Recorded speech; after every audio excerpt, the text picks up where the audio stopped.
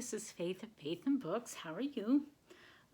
It is a Monday afternoon around 2, and I had kind of a rough week. Last week, my grandson developed a condition called pyloric stenosis, which prevented him from taking in any of his formula, and it was quite scary, and he had surgery, he had emergency surgery, and now he's doing well.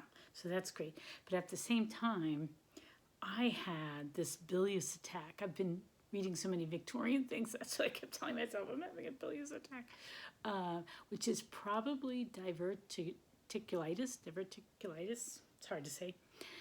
And I'm still recovering from that. When my grandson went home on Friday, and I was in the midst of having this terrible bout, and I just collapsed. I just slept all weekend.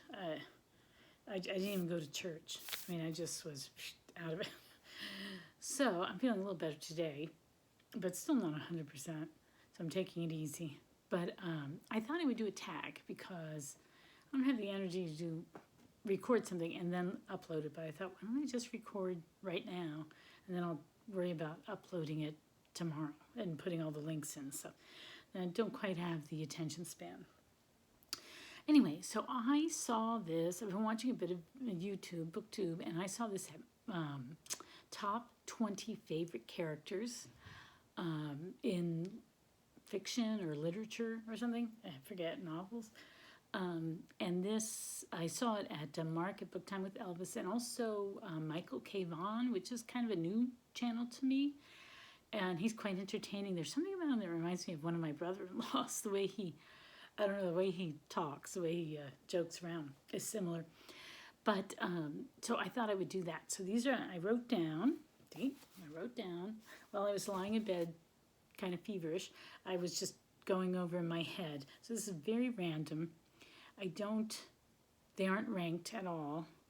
And it would probably change, like in another year. If, in a different mood, I would pick other things. But right now, a lot of it's from recent reading. But right now, these are my top 20 favorite characters in fiction. So, and tomorrow I'll link to everybody below. I'm not sure who the originator is. And also, I think this is a pretty old tag that was sort of, rejuvenated by Michael K. Vaughan. So anyway, number 1, Hector from the Iliad. The Iliad just irritates me. It's all these men getting in snits with each other, and I can't stand the character of Achilles. And to me, Hector is this perfect foil because he's noble, he's calm, he's realistic, he sees what's going on around him. There's a really touching scene with his wife and his son. It's going to end in horrible tragedy. He's just so much better than his brother Paris, than Achilles, than any of the other people. And Hector is just, I've only read the Iliad maybe a couple of times, but every time Hector is the character that moves me the most. Odysseus is a distant second because he's kind of crafty and sneaky, and he sneaks in to talk to Helen. He has this really good conversation with her. So he's a distant second, but Hector is the one that really, really moves me. So that's number 1, though I'm not really ranking. 2 is, I actually have kind of a dim memory, but I just remember really, really enjoying getting to know Sancho, Don Quixote's sidekick in the book Don Quixote. And I'm really looking forward to starting to read that in March, for March of the Mammoths. And I'm looking forward to getting reacquainted with Sancho. So I just remember he's uneducated, but he's, first of all, he's not crazy. And he, has a way of getting things done. His feet are on the ground. And he's got a great personality. So I really like Sancho, and I'm looking. That's what I remember of him, and I'm really curious to see if I like him as much the second time around. Number 3 would be Birdie Worcester of the Jeeves and Wooster characters of P.G. Wodehouse. Jeeves is really interesting and entertaining, but it's Worcester who has my heart. He's just so clueless. He's overeducated, and yet he's just a fool, basically. His heart, he's really shallow, but at the same time, his heart is always trying to be in the right place. And he's just a really good character. I really enjoy him. And along with Woodhouse, if we're talking about Woodhouse, along with Worcester, I would say the character of Archie in The Indiscretions of Archie, which is a one-off book by Woodhouse. And I love the character of Archie in that story. Archie is a lot like Worcester. He starts out that way, but as the story goes along, you become more and more aware of just how much there is to him. So I really like that book, Indiscretions of Archie. And I'm cheating a lot here. I'm just like picking an author who's created characters I like, or like I'm grouping people together. So I'm really cheating. This isn't just 20 characters. Okay, so for my number 4, though I'm not ranking, Septimus Harding in The Warden by Anthony Trollope. A lot of people don't like The Warden as much as the other books. I love The Warden because I just love Septimus Harding, because I loved his quiet integrity. And I just found him delightful. I thought he was a delightful character. And along with that, another Trollope character that I really enjoyed and was surprised that I enjoyed comes from Can You Forgive Her, which I just read a few months ago, and the character of Plantagenet Palliser. Now, I think he pops up again in later books, and I don't know if things change, but in this particular book, he seems like a really formal, kind of rigid, snobby guy with not much imagination, who has always had wealth and privilege. And he seems kind of boring. And he's very, very ambitious. He's really driven to succeed in Parliament. And yet he does something really quietly heroic. And it really made me like him, in spite of the fact that I didn't really like him.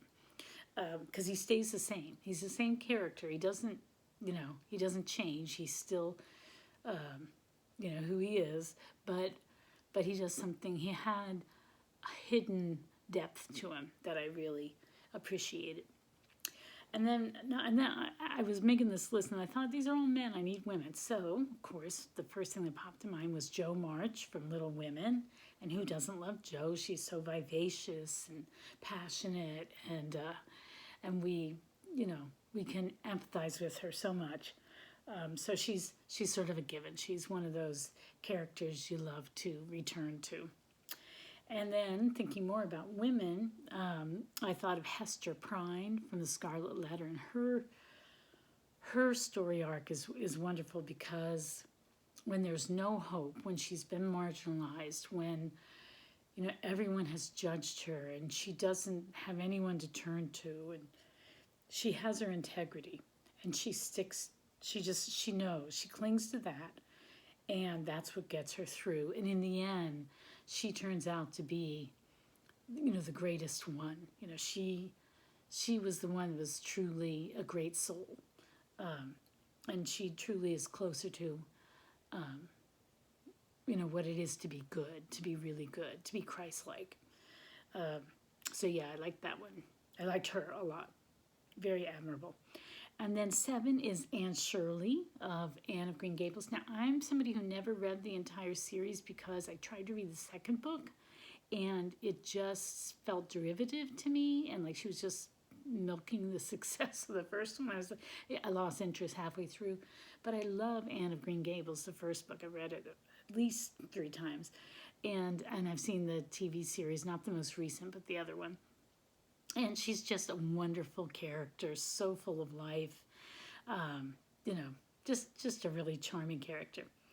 And then number 8 would be Huckleberry Finn, because I love the way Mark Twain has you look at the world through Finn's eyes, and he's so innocent, and at the same time he's wise. He's wise in his innocence, and he's he's this outsider, and because he's an outsider, he can relate to Jim, the runaway slave, and their relationship. You sort of have to put them as a team, I think, but their relationship is their friendship is really shows you Huck's character and Jim's character too. So that was number 8. Number 9, I don't know why my mind started jumping around, but I thought of Pi in the Life of Pi. I don't read a lot of modern books, but I read that one, and I thought it was really intriguing, but the end of it kind of spoils it because it becomes very ambiguous. And at the end, you don't know if the story's been true or if Pi has just made it up, and really it's a really sordid, ugly thing that's happened. And it's like at the end of the book, you're faced with either nihilism or with the whole world that Pi has created, which is a world of spirituality and ingenuity and imagination and perseverance. So, but Pi, it's told through his, recounting being a shipwrecked at sea. And it's really riveting, and I loved the character of Pi. The ending made it a little problematic. Number 10 is Amir from the Kite Runner, or maybe it's the Kite Runners. I've only read one book by this author because this book tore me apart. I remember after reading it, I went out shopping or something. I had to go to the grocery store. I had kids, and my husband must have been home or something, and I left the kids at home, and I just finished that book, and I just drove around for about a half an hour with tears streaming down my face. It was just such a moving book. So brutal. So, but the character of Amir, seeing everything through his eyes, and how just everything that he had to face, so traumatic in his life, the way he fell in love with his wife, the way he goes back and tries to make things right, just the depth of his heart. He had such a big heart. So I really like the character of Amir. And then 11 is, I couldn't think of just one Jane Austen character. Of course, we love Elizabeth Bennet, and she's delightful, but I think I would get annoyed with her. She's always bantering with you. I think I would get a little annoyed with her. I think I actually like Eleanor better. And I also like Anne of Persuasion. I think I would rather hang out with those two than Elizabeth. Elizabeth's okay once in a while, but for best buddies, it would be Eleanor or Anne. But Jane Austen wrote great characters. The character of Mr. Bennet is so funny, and Mrs. Bennet, and she really skewers people. She's got some really funny characters in there in her books. So. So I'm just going to lump everything together for Jane Austen. And then number 12, I'm listening to David Copperfield, and the richness of the different characters in that book. It is just so populated with wonderful characters. And David himself is lovely, but, Peggotty and Mr. Peggotty and Betsy Trotwood and Mr. Micawber, just so many great, and even very minor characters like Mr. Mel or Mr. Omer, like even or the whole sub story about Annie, Dr. Strong's wife. Just even the minor ones jump out at you. So yeah, that's just a masterpiece of wonderful characters. But also, if I'm talking about Dickens, I have to say that I'm in love with Sidney Carton, who, in The Tale of Two Cities, because he's this alcoholic. He knows he's squandered his life. He's cynical. He just, he does his work. And, is he a barrister? Or I'm not sure something to do with law. What's the other one? Barrister, and what's the other one that they do? Solicitor? Anyway. But what, he turns his life around what he chooses to do finally just completely redeems everything about him. And it's wonderful. So those are my favorite from Dickens. And then number 13, another one that I just loved was Alosha from Alyosha. Alyosha from the brothers Karamazov. He is just an amazing character. I think it's really hard to portray people who are good, truly good. And I think that's what I like. I think that's why I like Hester Prine and who else am I talking about? Just people who are genuinely good people. And it's hard to, you can make them too goody two shoes or something, especially if you're trying to portray a sense of holiness. But Alosha is really complex, and he's really innocent. Well, you see him change, and he grapples with sin, and yet he's got this heart for living for something else. So Alyosha is a really interesting character, and he was really endeared to me in the Brothers Karamazov. Then I'm really jumping around now. 14. This is because March Mystery Madness is coming up, and I decided that Poirot gets on my nerves sometimes, and all the little gray cells bothers me. And in fact, I'm reading Agatha Christie's biography, and she even mentions that she gets tired of talking about his little gray cells. So I decided I like Miss Marple better. So I decided I was going to read Miss Marple for March Mystery Madness, and I just like her character. I've only read one book and maybe some short stories featuring her, so I'm going to try and read more in the month of March. So Miss Marple. 15 is Lord Peter Wimsey. Now I'm thinking about detectives. Lord Peter Wimsey, he's a little bit pretentious and that can be irritating, but he's so clever, and he's so, I think I appreciate him because he's, he was shell-shocked from World War I, and that vulnerability is there with him, and the way he fell in love with Harriet Vane. Just has a here's this rich, really smart, educated guy, but there's a vulnerability to him that kind of makes him he's very well drawn. He's a really well drawn character, and I find him a good character to hang out with. Some of the books I think get too pretentious, like the one about golfing. I just didn't get that one at all. And what was the other one? I think it's the one where he actually proposes. And I study Latin. To me, it was just like you had to have gone to Oxford in order to understand that book completely. I can't even remember the name of it. But anyway, I've read all those books. And in spite of those things, in spite of those two books that I didn't care for as much, I really love the character of Lord Peter Wimsey. And then, of course, I'm thinking about mysteries. And I just read the first Charlie Chan. I want to read more Charlie Chan mysteries because he was interesting. I think in the movies they made him more of a stereotype, but in the book he's not. At least the first one, he's not. He's a real character. I mean, it's just a quick detective story, so it's not like it's anything deep. But he's well drawn, and he's respectable. You respect him, and he's interesting. You want to know what he's going to do next. And I thought he was a really neat character, and I want to read more Charlie Chan mysteries. And then, I don't know what I was thinking about, but I came up with Horatio Hornblower. Now, I have to say, in the later books, he cheats on his wife, and that I always get mad. I don't like adulterers who can't be loyal. They're weak. They're weak sisters. Oops, that probably isn't a good thing to say, but, they're get a spine. But he is a really interesting character, especially when you start at the beginning, when he just starts out, he's always getting seasick, and then the way he just is so good at solving problems and dealing with the situations at hand, and he's just really clever and smart. So he's a fun. I've read that series a couple of times, but I haven't read it in like 25 years.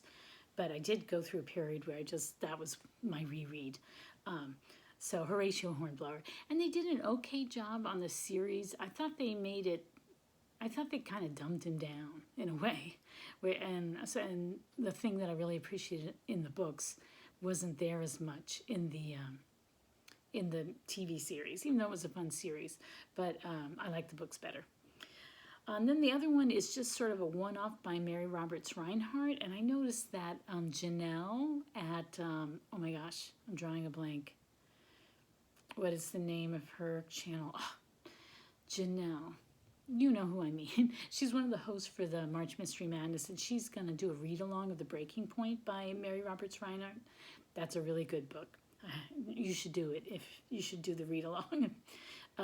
But she wrote all types of books. So she's famous for she was called the American Agatha Christie, but she wrote before Agatha Christie. She started writing before Agatha Christie. And she did make her name, of course she's American, with these mysteries. But she also wrote other things, just regular novels, and she wrote comedies too. And she could do anything. She could write anything. So my favorite is Bab, a Sub-Deb. I want to read more by her actually. I haven't read enough. I went through a phase where I was reading a lot of her stuff. The character of Bab, she's a Sub-Deb. She has to wait another year for her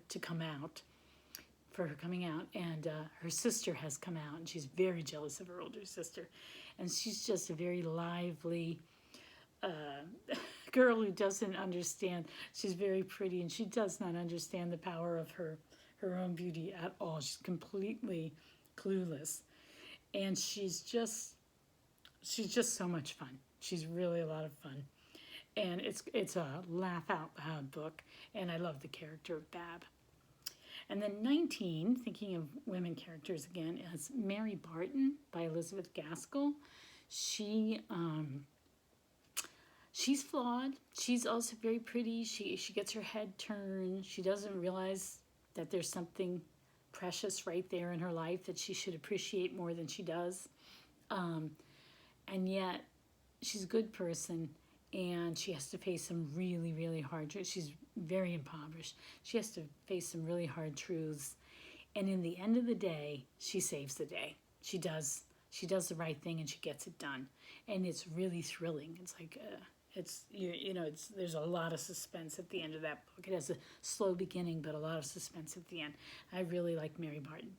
And then number 20 is Atticus Finch of To Kill a Mockingbird. And I love the character of Atticus. I've not read Go Set a Watchman or whatever because I was afraid it would ruin To Kill a Mockingbird. I've heard it did for a lot of people. So I love Atticus Finch of To Kill a Mockingbird. But also, I like Calpurnia, the maid, and sort of Atticus's connection to the black community and the way she, steps in his mother to Scout and Jem. And she's really sensible. She's a sensible person. So, and then I was thinking about other characters. I thought of Boo Radley. Boo Radley saves the day, and he is, something's the matter with him. I don't know if it's mental retardation or autism or something that he's, and so he's, this is back in the 30s. He's shut up in this house, and yet at the end of the day, he saves the day. So, yeah. So just the characters in To Kill a Mockingbird, they're my favorite characters. So I cheated a lot, and I've been talking a lot. So I'm going to stop now. I meant to tag people. If you want to do this tag, feel free. I don't know who's already done it. I don't know who'd want to do it. But if you are watching this and you want to do it, please, please, please consider yourself tagged. So, all right, take care. I hope you're doing well, and happy reading. Bye-bye.